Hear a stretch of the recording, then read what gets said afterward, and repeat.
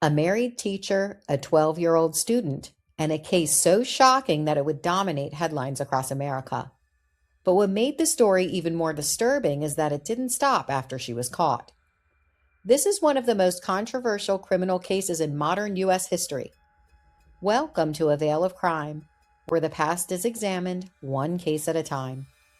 Tonight's story takes us to 1996 in Burien, Washington, when a middle school teacher crossed a line that would end her career, destroy families, and ignite a national debate about abuse, power, and justice. Mary Kay Letourneau was a 34 years old married mother of four. She taught second grade at Shorewood Elementary School in the Highline School District. Her student was Vili Fualaau, just 12 years old. According to later court records, the sexual relationship began in 1996. At the time, Washington law defined a child that young as incapable of consent. But the relationship continued in secret for months. Then everything unraveled. In June 1996, police found the pair together in a parked car. Letourneau was arrested. Investigators soon learned something even more shocking. She was pregnant with the boy's child. DNA testing later confirmed that the father was Vili Fualaau. The case exploded across national news. Many Americans struggled to understand how a teacher could groom and abuse a student so young.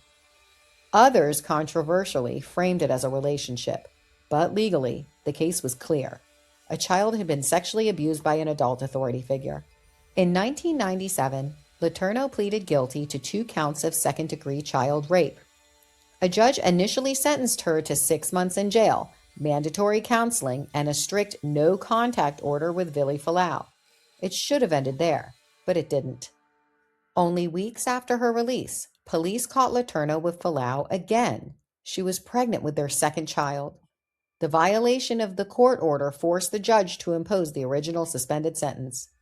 In 1998, she was sent to prison, this time for more than 7 years.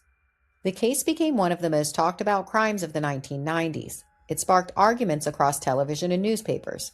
Was the sentence too harsh or not harsh enough? Why do people react differently when the perpetrator is a woman? Meanwhile, Fualaau grew up while the case played out in the public eye. Their 2 daughters were raised largely by relatives.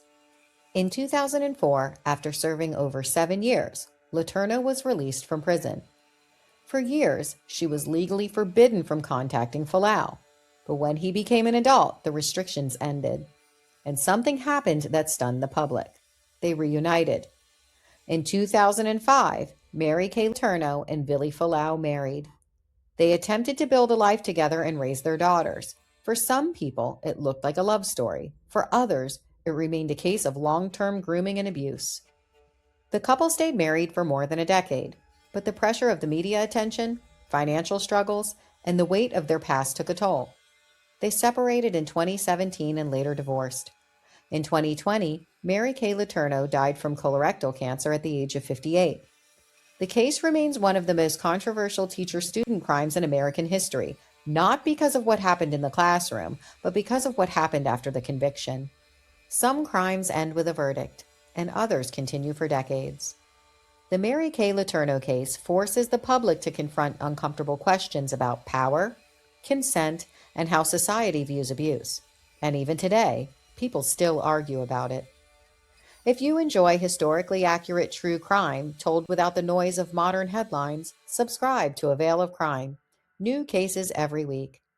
And if you'd like to support the channel, you can buy me a coffee using the link on the channel page. Your support helps keep these stories alive. Until next time, stay curious.